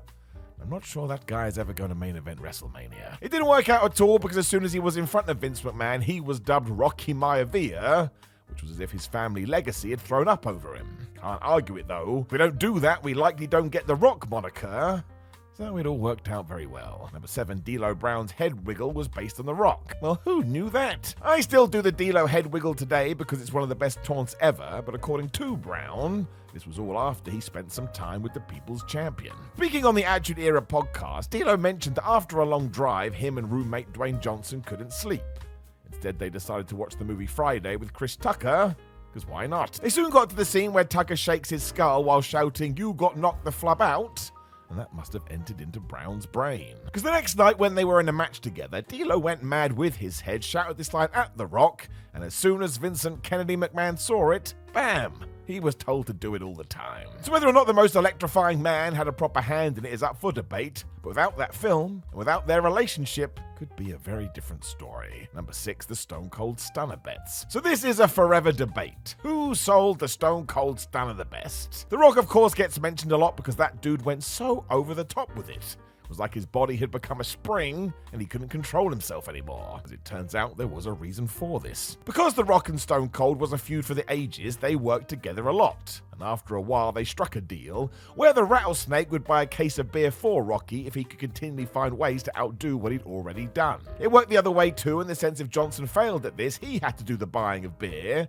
And The Rock talked about this in 2017, so it's true. And you wonder why by the end it was borderline farcical. I do like the fact this was being done to make other people laugh, though. That is proper warm and fuzzy in your tum-tum stuff. Number 5, Kurt Angle accidentally made him drink soured milk, which is just what you want when you are wrestling. It does kind of tie into Stone Cold, who would often use the beer bath as some sort of signature attack and celebration. So when Kurt Angle entered into a feud with The Rock, everybody thought we could have some fun with it. Therefore, the Olympic gold medalist would start spraying people with milk, which sounds absolutely terrible out of context. It did lead to Angle offering Mr. Just Bring It a calcium beverage after one of their matches, and there was one small issue.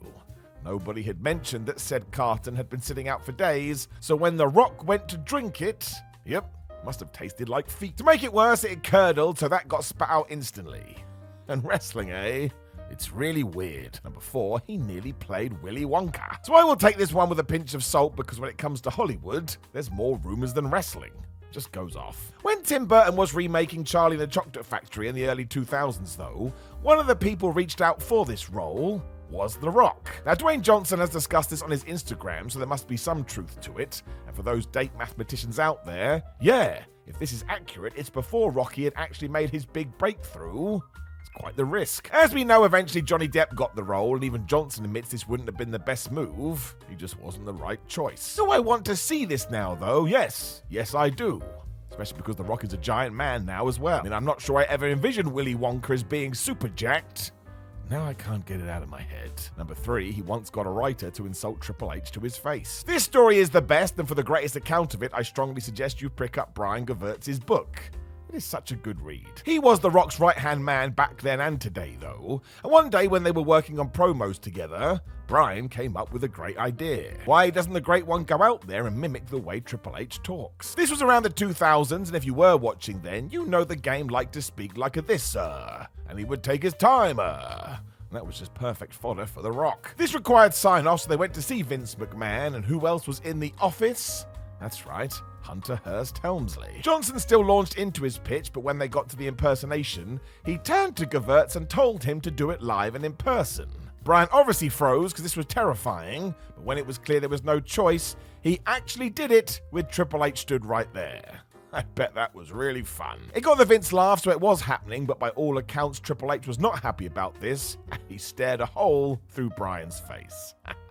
I love it. Number 2, he broke a Rolex during a promo. Whoops! We all know that Dwayne Johnson became a mega success quite quickly, and when the money did start rolling in, he bought himself a Rolex. Proper Ric Flair logic this.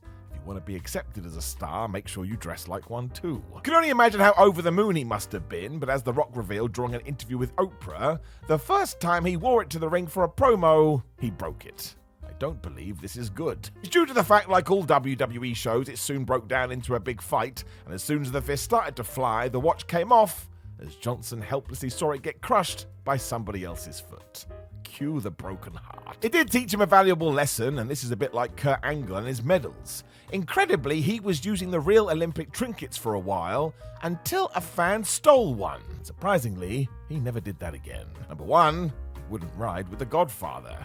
Because of his smoking habits. Yep. If somehow you don't know when it comes to wrestling, you travel more than you actually get in the ring, so you've got to find a good riding partner. As The Rock and the Godfather were both in the nation, it made sense they'd give this a go, and it did not work. This is because the real-life Charles Wright loved to smoke marijuana, and as he has said in many a podcast, as soon as the car door was closed, he would light up. This was his jam. It wasn't even that Dwayne Johnson cared about him doing it, but as his star was on the rise, his media appearances increased, and he found he was turning up for these smelling of weed. Not sure that's going to help. After one interviewer actually asked Rocky if he had been having a good time prior to their chat, that was that. He told Wright their days as travel buddies were over. Something tells me the Godfather didn't care.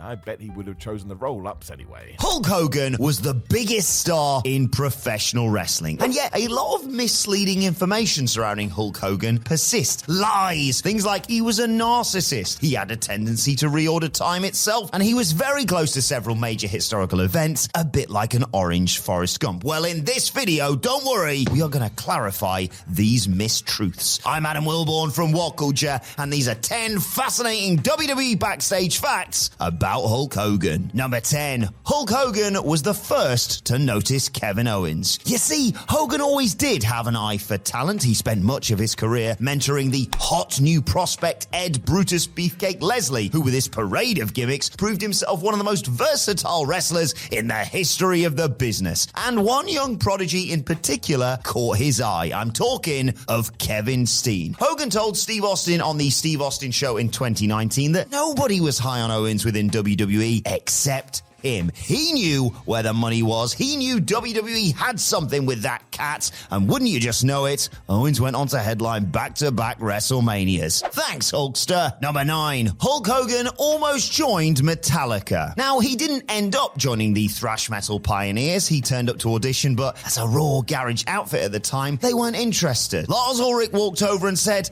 "Oi, no professional session musicians." Hogan took down his strap and replied, "I'm not a professional." I mean, Hogan did write some of their songs, but he said he could have them for free because, well, he was making a shitload in wrestling. Creeping Death was inspired by the dying child he encountered at Wembley Stadium when wrestling at SummerSlam 92. The Unforgiven is a lament covering that time the WWE locker room refused to accept his very sincere and heartfelt apology for being exposed as a racist. And The Call of Cthulhu was so influential that a young horror writer and Hulkamaniac, H.P. Lovecraft, developed an entire mythos around it. Number 8. Hulk Hogan was too scary for Mike Tyson. Hulk Hogan was meant to wrestle Mike Tyson once upon a time, as Hogan himself has confirmed every now and again over the years. But why didn't it happen? The baddest man on the planet took one look at the big leg, and his shorts filled with dookie. Usually when Mike Tyson would punch somebody full force on the jaw, they'd be knocked unconscious, saliva would pool under their lips, and they'd take an undignified bloody dump the next day. But, well, Hogan was immortal. He would simply hulk up after taking the right uppercut. And also, Hogan would have defeated Tyson in a wrestling match too. Tyson wasn't in the game, Jack. Hogan was a 6-time WWE World Champion, a 6-time WCW World Champion, and was the inaugural IWGP Heavyweight Champion. Also, if it was fought under boxing rules, Hogan would have won that match too, because Hogan holds a 1-0 record in the sport, having defeated Philly legend Rocky Balboa. Number 7. Hulk Hogan broke his back, slamming Andre the Giant. Immortality comes at a price. Hulk Hogan has to endure the rest of his life knowing that his curse of inhuman strength might have had something to do with the end of another. At WrestleMania 3, Hulk Hogan body slammed Andre the Giant for the very first time and to death. I mean, sure, you might have seen YouTube compilations of other wrestlers, Stan Hansen, Antonio Inoki, even Hogan himself achieving this very same feat, but come on, guys, that's just AI. Who even knows what's real and what isn't anymore? Apart from Hulkamania, of course, brother. That body slam, though, came at a cost. In finding the strength within him to lift the 600-pound Andre off his feet, Hogan tore 18 muscles in his back, and there are just 40. Hogan miraculously didn't return within a year. He returned within 3 weeks to resume his house show run. As awful as the pain was to withstand, it was nothing, though, compared to Andre's tragic plight. Andre passed away just 3 days later on April the 1st, 1987, and definitely never wrestled again. I said never again. Number 6. Hulk Hogan invented time travel. Now, you may think that a year contains 365 days. Wrong. There are more days in the year than the mere 365, as Hulk Hogan once discovered, in order to wrestle more matches than the average bone bender. All you have to do in order to reach a cool 400 is to fly frequently between the US and Tokyo in order to capitalize on the time difference, idiot. But what are you going to do with those extra 35 days of the year? I mean, that's over a full month. Well, you could subscribe to this channel for more excellent and 100% factual videos like this one. Number 5. Hulk Hogan is a clairvoyant. Hulk Hogan boasted a quite incredible grasp of the crowd. Really, in the annals of wrestling history, nobody was better at whipping people into a frenzy. His act was the same for years and years, but he knew exactly what to do and when to shatter every decibel level. You could say he had a sixth sense, that sort of thing. Hulk Hogan was a great man, an American hero, and was beloved by his peers. So much so, in fact, that many of them, intuiting their imminent demise, cleared any lingering tension with Hogan before they passed on. He reconciled with Randy Savage months before his death. Hogan was also simply present when others were about to make their passage too. He shared a flight with Kerry Von Erich just 72 hours before he died, as if his goodness guided him towards the light. And similarly, while he could not stand the stench of imminent death, Hogan also encountered a dying child at Wembley Stadium in 1992, as recounted to Muscle and Fitness last year. Hogan knew it was the child's time. He hugged him goodbye, and when he went backstage after his match, against whom isn't important, it was just on the undercard, the child had gone. Recently, Hogan, elaborating on his gift, also shared a touching story of a meeting held beyond this plane with Roddy Piper. Speaking with the 100 Club, Hogan revealed that he received a voice message from Piper 2 days after his death. Piper was walking with Jesus and loving you, my brother. It's amazing how things work, Hogan marveled. Piper, phone in hand in the clouds, contacted Hogan from heaven. Piper didn't contact his family first, but then again, that is the power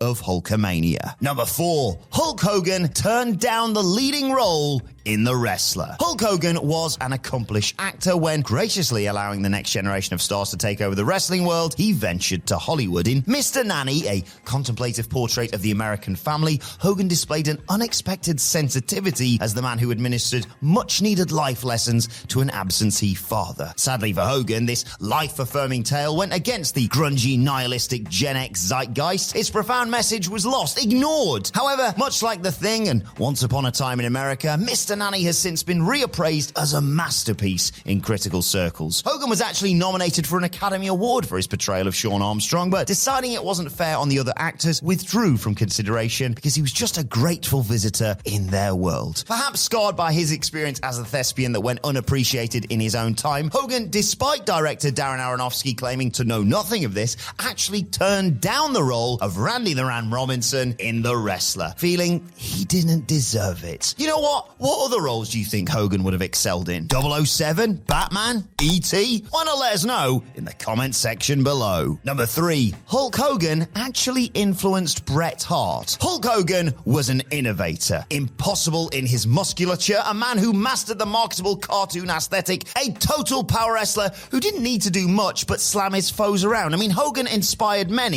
The Ultimate Warrior, Hercules, that plagiarist superstar Billy Graham, among others. But you might be surprised to learn that Hogan also held a profound influence over Bret the Hitman Hart. Now, it may seem as if few similarities exist between the two men, but Hogan dragged out the genius technician lurking within Hart eventually. As he recounted on Bubba the Love Sponge's radio show last year, Hogan once said in a backstage promo with Bret within earshot that he was the greatest there is, greatest there was, and greatest there ever will be, brother. Bret callously stole that very real catchphrase, but on the plus side, was inspired to match Hogan's technical prowess in the years since. Number 2. Hulk Hogan's leg was broken on the first day of wrestling training. Back in the territory days, breaking in wasn't easy. Veteran trainers would brutalize aspiring wrestlers in order to make sure they weren't under the misleading impression that wrestling is fake. If they wanted in, they had to know that it hurt. Hiro Matsuda trained Hulk Hogan, and Hiro took his philosophy to a very real extreme when he legitimately broke Hogan's leg on his very first day.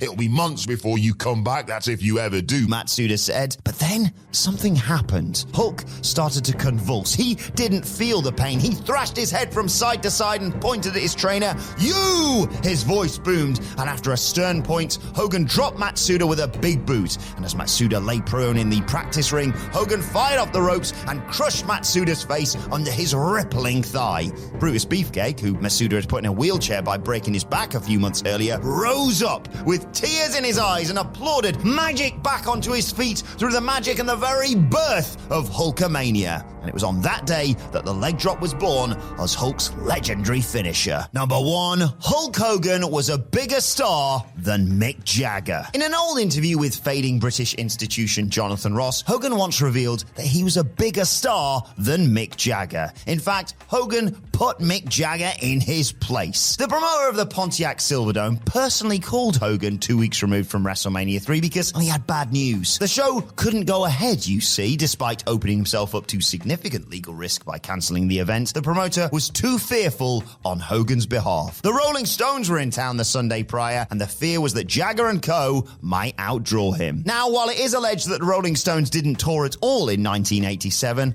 unfortunately, that is another lie. As it turns out, the promoter needn't have worried. Hogan drew 94,000, a number incidentally higher than that drawn by the Pope. Hogan said that didn't matter. He was preaching gospel in the ring, so everybody got their dose. Hogan is basically a man of the cloth. As an ordained religious registrar, Hogan could thus officiate your wedding. Well, depending on who you choose as your husband. All right then, all together. Da-da-da-do. There we go. It was kind of annoying. It's also the sign that we're going to talk about John Cena, so it's basically the bat signal, who these days has definitely entered that upper echelon of WWE superstars. He is officially all-time. I am Sam from WhatCulture, please do subscribe. And here's 10 fascinating backstage facts about the man who cannot be seen. Number 10, the Money in the Bank 2023 promo wasn't the plan. So let's start super recent, because why not? And I will say, take this with a pinch of salt, even though it is out there. WWE does like to spin a web. But yeah, John Cena surprised the entire UK when he just randomly turned up at Money in the Bank, and it ruled. I know because I was there. Haven't popped like that for a while. He then went off about how WrestleMania should be in England, and he left us all stunned. We know this, but the powers that be have never even hinted at it. What the flub is going on? The twist is, during the post-press conference, Triple H came out and said this was not what he had expected Cena to say, and that maybe we should all calm down. Like an abusive relationship, this. Who are we meant to believe? The game even claimed this was a minor headache for the company, because what were they meant to do? Well, I can clear that one up. Do Mania over here tomorrow. There you go. Now, if I were to guess, this was all part of the experience to test the waters, because look, do you think Vince McMahon doesn't want to take back whatever record AEW is about to break at Wembley? Exactly. Let's keep this going, though. It's really working out for fans this side of the pond. And I flippin' love it. Number 9, he asked Tommy Dreamer for permission. And what does that mean? I'll tell ya. To quote Tommy Dreamer on Busted Open Radio, he described his first meeting with Cena when he said he cared when he didn't have to. This was in relation to John finding the ECW legend backstage at a WWE event and asking him if it was okay if he started using a modified version of his finish. It was, of course, the AA. This is why everybody loves Mr. Cena. He is a very thoughtful dude. Tommy, since that day in 2002, has always thought it was super cool, because even if no requests were made, nobody was going to take Dreamer's side on that one, given at the time he was more of a backstage guy. The real icing on the cake is that nobody told Johnny to do this. He just found Tommy and sorted it out on his own. You gotta love him. Number 8, he had a word with a tryout wrestler. You know Mike Kanellis. He's had a run with WWE, is currently in Ring of Honor, and has carved quite a very nice career for himself. He may not have felt so spruce after his WWE tryout, though. Going down in 2007 when he took on Crime Time, I suppose Mike thought it would be fun to do a variation of the You Can't See Me taunt. Nope. Somebody told Cena, and he wasn't happy. Word travels fast as John was waiting at the curtain and told Kanellis in no uncertain terms, "You do not ever do this again." And I get that. Even though Cena was an established star at this point, it's always dog-eat-dog stuff. Everybody is protecting their spot. Because he is a good dude, Mike totally understood, apologized, and that was that. Water under the bridge, lesson learned. In fact, the now Mike Bennett is such a stand-up individual, he even respected the fact Cena came and told him straight up, rather than bury him to the office. That is how you should conduct business. It's another tick for John. Number 7, his rapper gig was meant to be a one and done. One day, because it was Halloween, WWE rallied up those they didn't consider to be top-tier talent and told them to dress up. Cena was going to be Vanilla Ice, which John was happy with. He could freestyle, so it would be a nice opportunity to show a different side to himself. Have a guess how this goes. Creative was so impressed it sparked some ideas, one of which was to go and do that in front of the crowd. And within weeks, this was a thing. Everybody loved it. There's also that story that it all started when Stephanie McMahon saw him rapping on a bus during a European tour, but here is the point. Somebody instructed him to go and do it more, and it worked because he used it to become a legend. I mean, that's a pretty smart use of your time. Number 6, Cena gave feedback on 205 Live's commentary, which seems totally bizarre. We go to 2017 with this one when announcer Vic Joseph found John Cena backstage and said hello. Makes sense. He's a worthwhile friend to have. After inquiring on his role, Joseph told John he was a commentator for 205 Live, so Cena said he'd tune in and have a listen. Naturally, Vic thought he was just being nice, but no, the man actually watched the show, and that Cena gave him some real helpful pointers, which helped him evolve in his role. So once again, when people are super nice about John, this is why.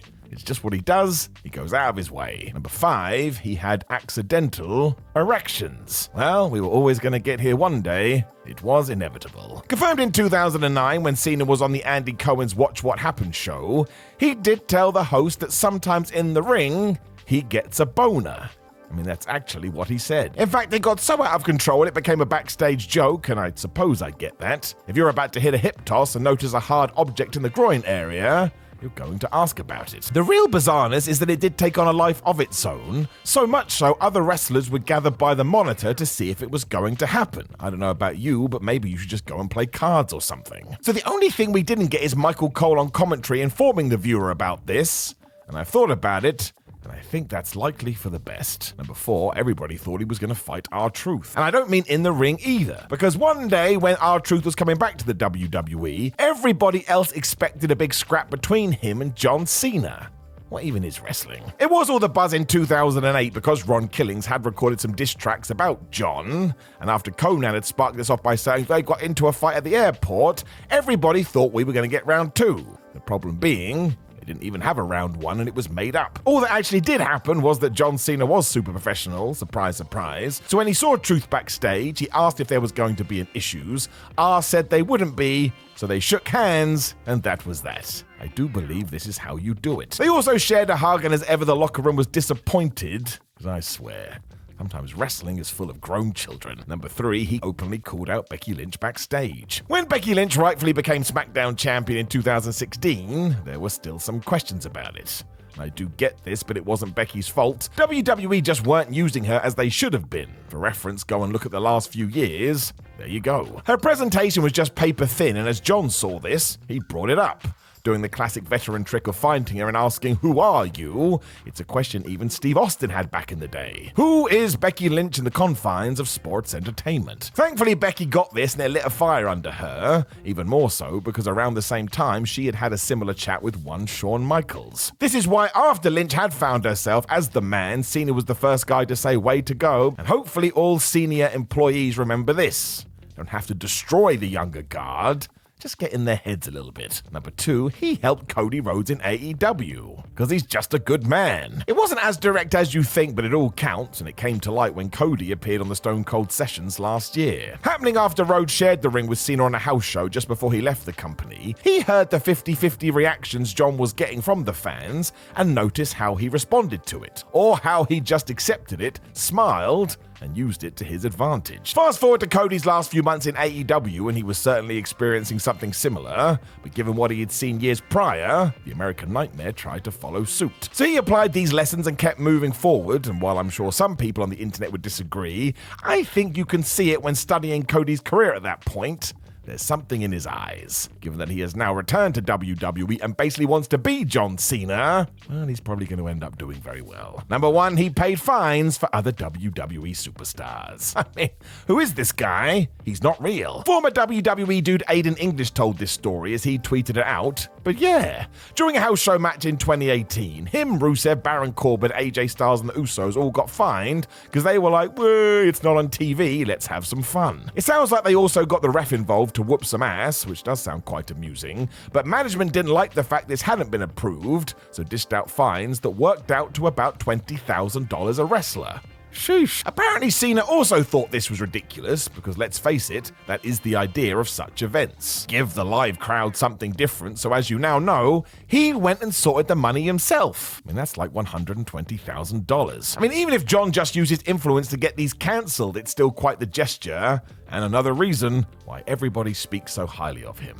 He is simply the best. When the wrestling world lost Bray Wyatt in 2023, I don't think anybody could believe it, and even now in 2024, it still feels like some horrible nightmare. I mean, the man was not only a creative genius, but just go and listen to any story about him from his peers and his friends. He sounded like a lovely guy too. So as always, the best way to keep somebody's memory alive is to just keep talking about them. And given he did have such an influence on wrestling, here's 10 fascinating WWE backstage facts about Bray Wyatt. Number 10, he taught the man about the table. Those familiar with Bray Wyatt's in-ring history won't be surprised if when you do mention him, you also bring up Alexa Bliss. For a long old time, they were joined at the hip. Given that I mentioned the man in the title of this entry, though, means I am, of course, talking about Becky Lynch. And how the hell does that tie in? Well, back in 2016 at the TLC pay-per-view, Becky Lynch was scheduled to defend her SmackDown title against Bliss in a tables match, with Alexa planned to win when she would take Becky and threw her through a table.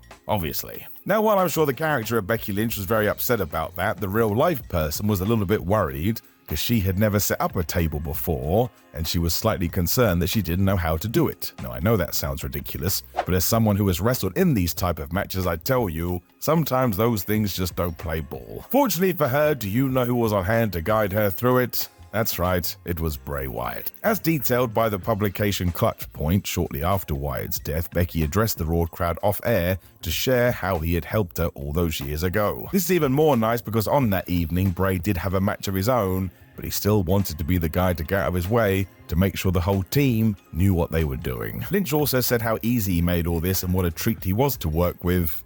So once again, if that doesn't make you rethink all of this, well, it probably should. Number 9, he helped Blue Pants relax backstage at NXT. Now more commonly known as Leva Bates ever since she left WWE, never forget that in NXT, Blue Pants was over like Rover, the fans loved her. She became a cult favorite on WWE's third brand, and even though she did receive multiple bookings, oddly she was never given an official contract to sign, and that doesn't make any sense. It also ties into what we're going to talk about today, because as you can imagine, Leva did get quite anxious about this, because she didn't want to step on the toes of anybody that was considered a signed talent. This is until, of course, one of these people sat down to strike up a conversation in the cafeteria, and that's right, it was Bray Wyatt. While the conversation itself was nothing to really report on, the fact that he did sit down and do this put Leva Bates at ease, and as she has told time and time again, she never forgot this small act of kindness by Bray. I tell you too, there are hundreds of stories like this as well, which just go to show what Bray Wyatt was like away from the screen. Because really what happened here is that he was a main event guy, and he went out of his way to make sure an unsigned wrestler felt more comfortable, and even if he hadn't have done that, I don't think anybody would have even noticed. It's the fact that he did, the man was something special. Number 8, he helped soothe the TNA champion's nerves. This is another one of these tales, and of all people, it comes from the former Impact World Champion Josh Alexander. He mentioned it on Twitter. As reported by Wrestling Headlines back in 2012, however, Josh was scheduled to appear as an extra in an unnamed WWE event. Even though he was a 7-year veteran by this point, it was also Alexander's first gig for a major televised wrestling company, and as such, he was nervous. I mean, if he wasn't nervous, what a flub would be going on? As Josh himself recounted, though, it was at this point that Bray noticed he was a little out of sorts and took it upon himself to offer some words of encouragement and even welcomed him to WWE. Alexander also mentioned how Wyatt spent the entire day encouraging everyone around him to do the same and to do it with a big smile and a big laugh, and that ultimately, he really was the power of positivity. And yes, this meeting did happen years before Bray became a megastar, but that actually makes it even better, because even after he had achieved all that success, he never changed who he was deep down. Number 7, Bray was a Bo Lever. Bo Dallas's WWE career may have hit a slight snag ever since he was called up to the main roster from NXT, but something that never changed was the respect from his brother. Now, as we have brought up Bo's NXT run, it is important to note this was so darn good. He was a cowardly heel who would fluke his way to the NXT title, and anytime you tried to talk to him would just say, "Hey man, you better back off and Bo leave in me." It was really quite funny, and a shame we never really did do this when he got the promotion. Even worse, come 2021, he was released. At this point, Dallas kind of decided he was done with wrestling, until a few years went by, and yep, he returned as the mysterious Uncle Howdy. This was all detailed in WWE's heartbreaking Wyatt documentary known as Becoming Immortal. Bo only came back to wrestling because he wanted to be alongside his sibling. Bray was equally thrilled about this because he got to work alongside his family again, and as the boy's father Mike Rotunda discussed on the Two-Man Power Trip of Wrestling podcast, Wyatt would also say that he believed that Bo was the better in-ring worker. We said it at the beginning of this video. If you want to keep somebody's memory alive, then never stop talking about them. Number 6, he did not appear backstage with Sting as a child. That probably makes no sense. What are we talking about? Well, I'm going to tell you. Because there is a popular photo that has done the rounds of social media of the legend known as Sting, where he is hanging around with 2 boys that many assume to be the Rotunda brothers. Now you can understand how this did get started because Mike Rotunda was contracted with WCW, and Sting loved it there. I sometimes wonder if World Championship Wrestling had never closed, would the real-life Steve Borden still be there today? Sadly though, I'm here to ruin this dream for you, because it's not true. Because in an Instagram post, Bray Wyatt admitted he had absolutely no idea who these 2 boys in the photos are, although he was happy to tell you, no, it's not me or my brother. The thing is though, even when he was doing something as simple as debunking a rumor, Wyatt's inherent kindness still shone through. Because in the same post, Bray did reveal that if anybody had come up to him over the years and said, "Hey man, can you sign this picture?" even though he knew it wasn't him, he did it anyway, because why ruin their day? So while it may not be the biggest story in the world, the fact that Bray also said, "I think it's high time these guys step up and take credit for this cool-ass picture of you and Prime Stinger," well, there's just another tick for the box. Sadly, the closest Wyatt got to Sting in a professional capacity was tweeting that if the Oakland Raiders made the 2021 Super Bowl, he would fight Sting at halftime in a chainsaw deathmatch. Now, if you had mentioned that to me 5 years ago, I wouldn't have believed it, but given what Sting did in his last AEW match, well, maybe he probably would have agreed. Number 5, he saved a pair of teenagers' lives and didn't tell anyone. If you have never read former WWE stars JTG's books, I strongly suggest you amend that right now, They are very, very good. Both of these reads are full of terrific anecdotes about life backstage in the world's biggest wrestling company, but it's the second book that we are going to focus on today. Because JTG does indeed talk about a time that him and Bray were riding a rental car together when a seemingly insane driver tore past them and forced fellow WWE superstars Big E and Alex Riley off the road. JTG and Bray then tried to drive after this reckless driver to see what the hell he was doing, and when they caught up to him, they saw his car barrel rolled off the road in a spectacular crash. Now, despite smoke pouring from the wreck, something JTG admitted terrified him, Wyatt immediately jumped into action and he pulled the driver and the passenger out to safety. JTG helped with this as well because he was emboldened by Wyatt's heroism, and the rest of them also called an ambulance, especially because these guys were teenagers. They then drove off to their next event without telling anybody until this book did come out, and as JTG wrote, this amazed him because not even Bray's closest friends knew. He had kept it quiet for all those years.